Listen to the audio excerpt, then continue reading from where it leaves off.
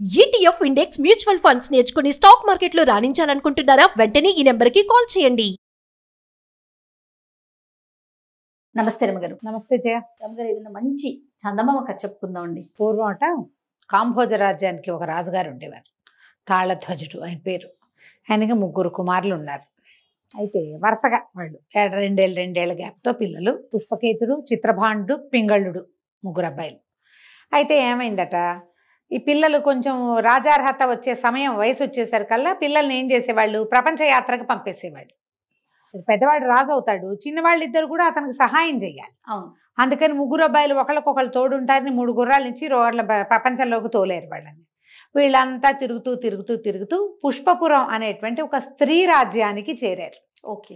ఇక్కడ రాణి గారు రాజ్యం, ఆడవాళ్ళదే రాజ్యం. అక్కడ ఎక్కువగా స్త్రీలు ఉంటారు, చిలకవి సైనికులుగా, వాళ్ళుగా. మామూలు మగవాళ్ళు ఉన్నారు ఊళ్ళో, లేకపోవటం కాదు, స్త్రీ పురుష ద్వేషం కాదు, కానీ ఆడపిల్లలకే రాజ్యం వచ్చే ధోరణి అనమాట.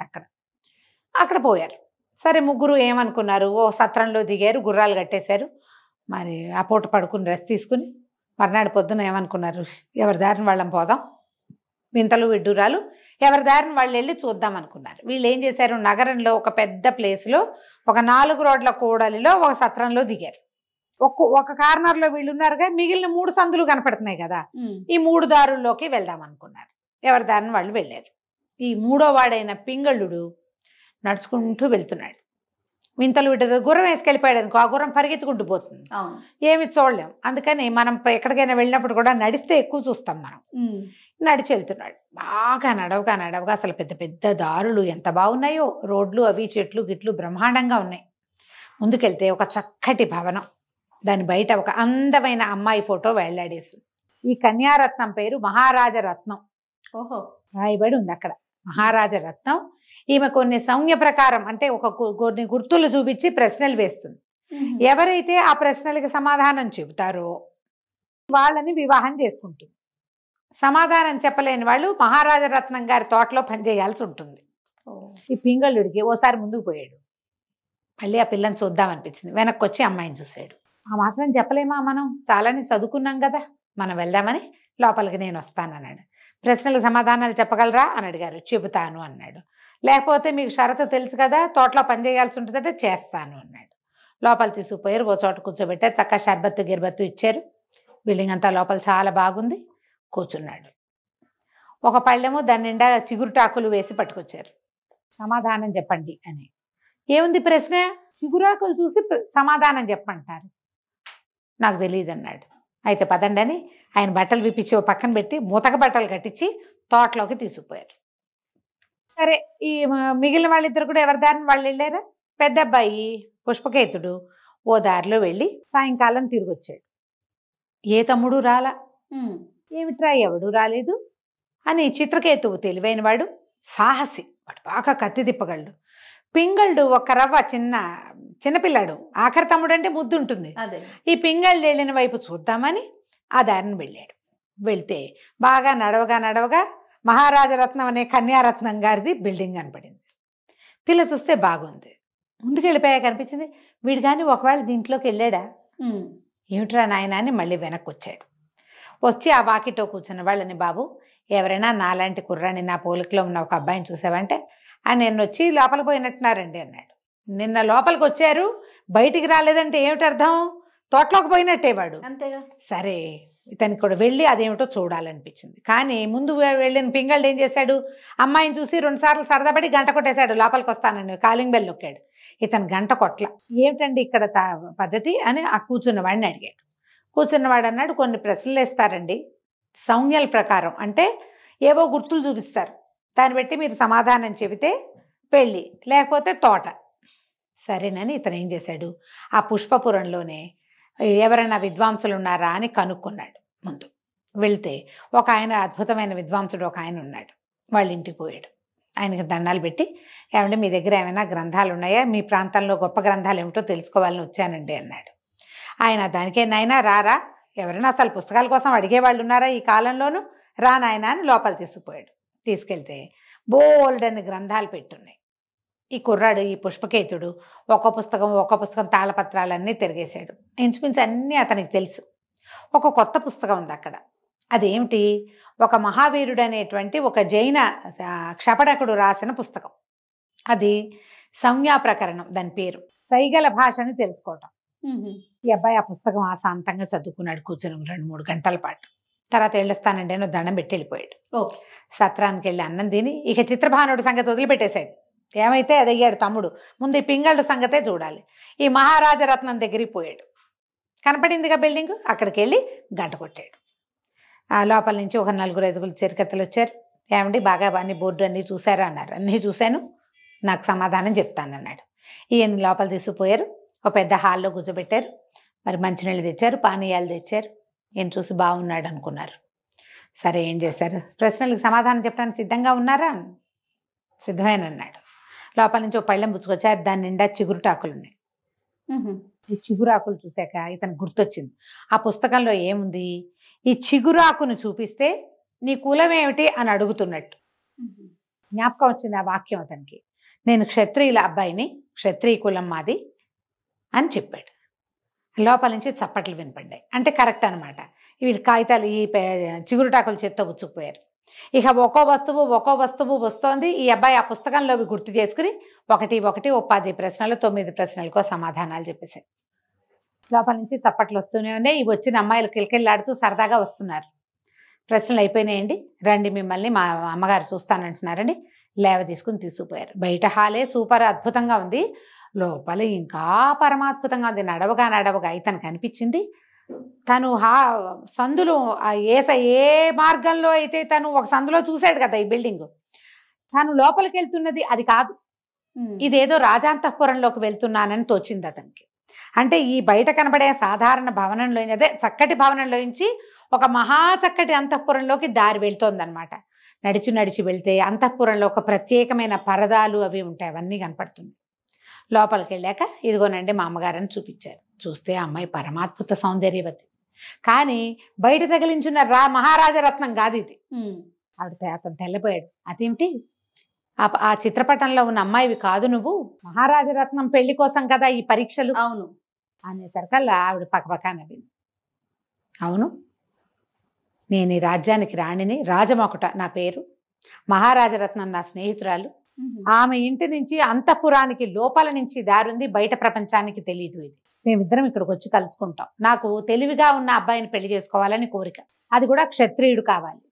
నేనే కనుక ప్రకటన చేస్తే కథ ఇంకోలాగా వెళ్తుంది. అందుకని మహారాజరత్నం పేరుతోటి ఈ బోర్డు పెట్టించాను. ప్రశ్నలు అడిగేవన్నీ నేనే, సమాధానాలు వచ్చేవన్నీ తీసుకునేదంతా నేనే తీసుకుంటాను. నా వివాహం కోసమే ఈ ఏర్పాటు చేశామంటే ఇతను అన్నాడు, మా తమ్ముడు కూడా దీనికి ప్రయత్నం చేశాడు, కానీ అతను ఏమైపోయాడో నాకు తెలియటం లేదు.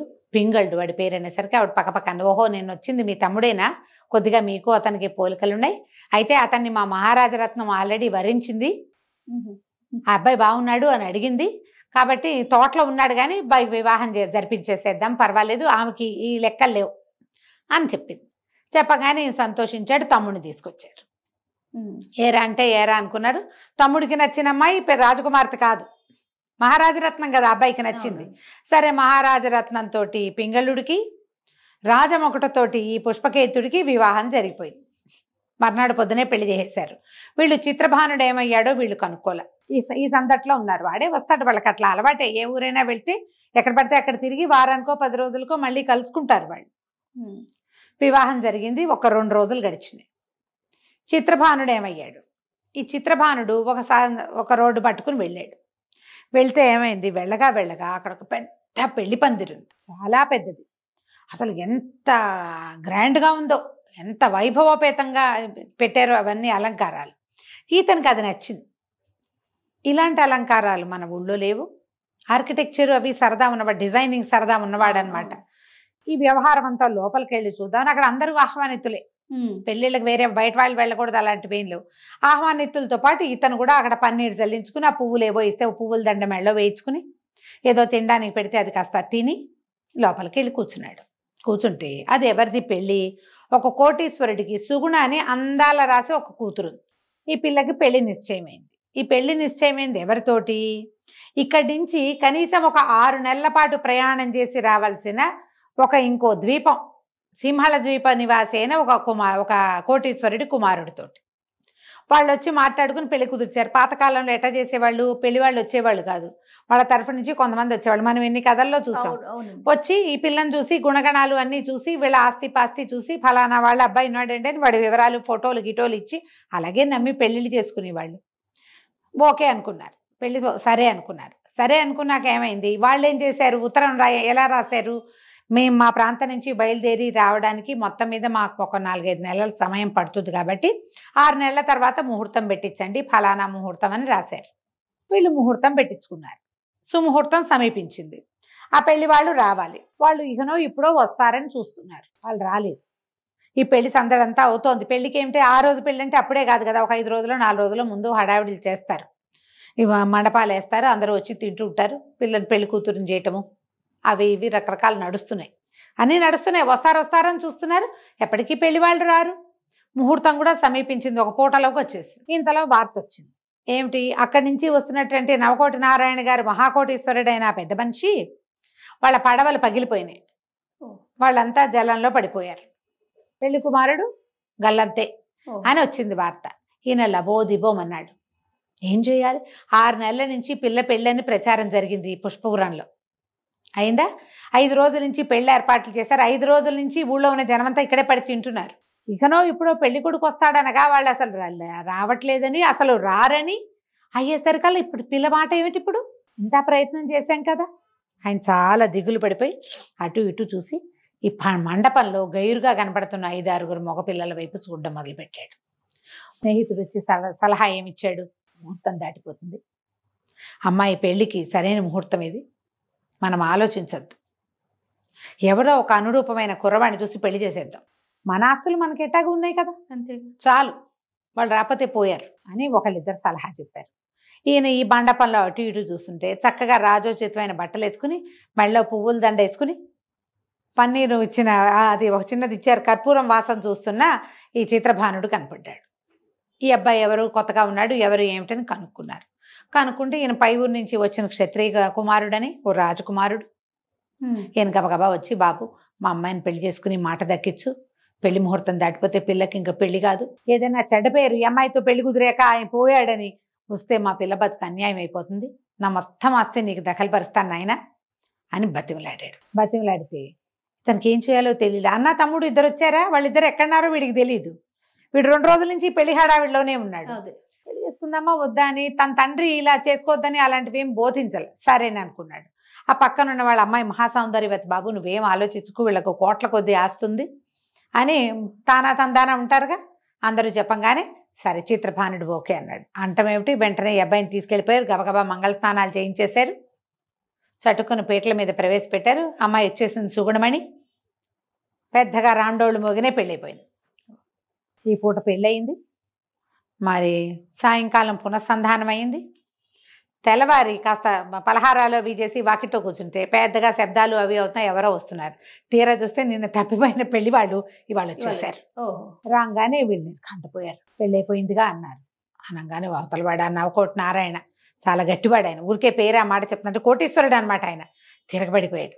మా పిల్లాడికి నిశ్చయించిన పిల్లని నువ్వు వేరే వాళ్ళకి ఎట్టా ఇస్తావు, పైగా చచ్చిపోయామన్న వార్త ఏంటి, పడవలు పగిలినాయి. అవును, మేమేం చేసాం, మా పడవల్లో ఉన్నటువంటి బోళ్ళంత డబ్బు, దశకం, బంగారం, గింగారం, బరువైన వస్తువులు అన్ని నీళ్ళలో బారేసి ఆ పగిలిపోయిన చోట అంతా రిపేర్ చేసుకుని మొన్న 3 రోజుల క్రితం రావాల్సిన వాళ్ళం ఇవాళ వచ్చాం.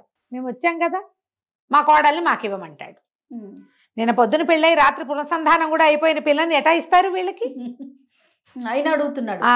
సమాధానం చెప్పు. మరి ఇంతకు 6 నెలల నుంచి ప్రయాణం చేసి వచ్చాం, సముద్ర ప్రయాణం, మా ఖర్చులు ఏమైనా సరే అనేసరికల్లా కాదన్నారు, కూడదన్నారు. ఇంతలో లోపల నుంచి ఈ చిత్రభానుడు బయటకు వచ్చేసరికల్లా ఏమిటంటే ఈ పెళ్లి వాళ్ళు వచ్చారు, వాళ్ళు గొడవ చేస్తారంటే ఎవడు గొడవ చేసేది రండి చూస్తానన్నాడు. వాళ్ళు కూడా ఊరుకోలే, పోట్లాటకి దిగారు. దిగితే ఈ చిత్రభానుడు ఒక్కడే కత్తి పట్టి వాళ్ళు మొత్తం మీద ఒక 1200 మందో 1400 మందో వస్తే అందరినీ చావచిత కొట్టి వదిలిపెట్టాడు వాడు. ఎందుకంటే కత్తి వీరుడు. ముందు వాళ్ళ అన్నయ్య కూడా చెప్పాడు అదే మాట. ఇది దాంతో కొట్టేసేసరికల్లా ఇప్పుడు ఏం చేయాలి? వాళ్ళు ఊరుకోలే. ఇంత గొడవ అయితే బతుకు జీవుడాన్ని పారిపోయారు. కానీ ఊళ్ళో ఇంకో చోట దిగి రాజస్థానానికి వెళ్ళారు. మాకు కుదిర్చిన పిల్లని 6 నెలల నుంచి ఫలానా ఈ పుష్పపురంలో ఉన్నటువంటి మహాకోటీశ్వరుడి కూతురు సుగుణమణి అనే సౌందర్యవతితోటి వివాహమని మేము మా ఊళ్ళో చెప్పుకున్నాం. ఇప్పుడు ఏమని వెనక్కి తిరిగి వెళ్ళాలి? అక్కడ నా పరువు మర్యాద అంతా గంగలో కలుస్తుందా? ఇక్కడికి వస్తే మేము దేవమొహాలు వేసుకుని వాకిట్లో నుంచున్నాం. పెళ్లి కొడుకు అన్నవాడు ఎవడో కత్తి తిప్పి వత్తివీరుడు వాడొచ్చి మా మీద పడ్డాడు. మాకు సమాధానం కావాలి. ఈవిడికి ఏం చేయాలో తెలియలే. రాణికి రాజమొకటికి వాళ్ళ పాయింట్ కరెక్టే, వీళ్ళ పాయింట్ కరెక్టే. ఈయనేమంటాడు, ఈ ఊళ్ళో ఉన్న కోటేశ్వరుడు సుగుణమణి తండ్రి 5 రోజుల నుంచి పెళ్లి ఏర్పాట్లైనా ఊరంతా తిన్నారు, సుముహూర్తం దాటిపోతోంది, ముహూర్తం దాటిపోయి పెళ్లి తప్పిపోతే పిల్లకి చెడ్డ పేరు వచ్చేస్తుంది, నేను ఇంత ప్రయత్నం చేశాను, అందుకని పందిట్లో ఉన్న ఒక పెళ్లి కొడుకుని సెలెక్ట్ చేసుకుని పెళ్లి చేసేసాము, పునఃసంధానం కూడా చేసేసాం, కన్యాదానం చేసేసిన పిల్లకి మారుమని ఎట్లా చేయను, నేను మా కోడలు మాకు ఇవ్వమంటున్నాడు, నేను ఎట్లా ఇస్తాను? సరే ఈవిడే ఈ అమ్మాయి రాజం ఒకటి ఆ పూటంతా అటు ఇటు తిరిగి సాయంకాలం భర్తను కేకేసి 2 రోజులైంది, 3 రోజులు పెళ్ళి అంతే. అతను పిలిచి దీని సంగతి చూడండి, ఇది ఎట్లా చేయాలో తెలియటం లేదు అనేసరికల్లా ఆయన ఏమన్నాడు, అతను అన్నాడు, పై ఊరు నుంచి వచ్చిన వాళ్ళని సపోర్ట్ చేయాలి, వాళ్ళు విదేశీయులు మన దేశానికి వచ్చినప్పుడు మనం సహాయం చేయాలి కదా అంటే ఆయన ఏమన్నాడు, వచ్చిన కోటీశ్వరుడు ఆ కుర్రాడు పీచమని చాలు, నాకు అదే నా కోరిక అన్నాడు. అనగానే సరే పద మేమే వస్తామని అన్న తమ్ముడు ఇద్దరు చెరో కత్తి పుచ్చుకుని 50 మంది సైన్యాన్ని వేసుకుని ఆ పెళ్లి వాళ్ళ ఇంటికి వెళ్ళారు. నిన్న యుద్ధం చేసిన వాడు ఎవడు, ఈ కొత్తగా వచ్చిన కోటీశ్వరుడితో వాడిని పిలవండి అన్నారు. పిలవండి అంటే లోపల నుంచి కత్తి సవరించుకుంటూ చిత్రభానుడు బయటకు వచ్చాడు. చూడంగానే పింగళ్ళు కేకేసాడు, అన్నయ్య చిన్ననే వేస్తున్నాడు. తీరా చూస్తే ఏముంది, అన్నదమ్ములు 3 ఎదురుపడ్డారు. ఇదేంట్రా నాయన అంటే, నేను ఈ పెళ్లికి వచ్చాను, వీళ్ళేమో ఇట్లా పెళ్ళయింది, ఇప్పుడు వివాహం అయిపోయాక పెళ్ళైపోయిన పిల్లని ఇవ్వమంటున్నారు వీళ్ళు, నా భార్యను రక్షించుకోవడం నా విధి, అందుకని నేను రక్షణకు పూనుకున్నా అనగానే ఈ రాజుగారు వెంటనే సర్దుకుని, అంటే రాణిగారి భర్త పెద్ద అబ్బాయి పుష్పకేతు సర్దుకుని ఆ అవతల దేశం నుంచి వచ్చిన కోటీశ్వరిని కూర్చోబెట్టి మాట్లాడించి, మీ ఖర్చులన్నీ ఇప్పిస్తాను, ఈ ఊరు నుంచే ఒక సౌందర్యవతి అయిన పిల్లని ఇచ్చి మీ వాడికి పెళ్లి చేయిస్తాం, ఈ ఊరు పిల్లే కాబట్టి పేర్లు ఎవరికి తెలుసు అని చెప్పి ఇంకో కోటీశ్వర్లు ఎవరిళ్లలో ఆడపిల్లలు ఉన్నారో ఎంక్వైరీ చేసి ఓ పిల్లని ఇచ్చి పెళ్లి చేయించి ఆ పిల్లతో సహా వీళ్ళ ఖర్చులు వీళ్ళతోటి ఇప్పించి ఈ తమ్ముడు మావగారితోటి పంపించారు. తర్వాత చక్కగా 3 అబ్బాయిలు ఈ స్త్రీ రాజ్యంలోనే చాలా రోజులు సుఖంగా ఉన్నారు. తర్వాత చిన్నవాళ్ళిద్దరు వాళ్ళ భార్యలను తీసుకుని సొంత ఊరు వెళ్ళారు. పెద్ద ఆయన మాత్రం ఇక్కడ రాజుగా ఉన్నాడు కథ కంచికి మన ఇంటికి. బాగుంది రమ్మగారు. నమస్తే అండి. నమస్తే.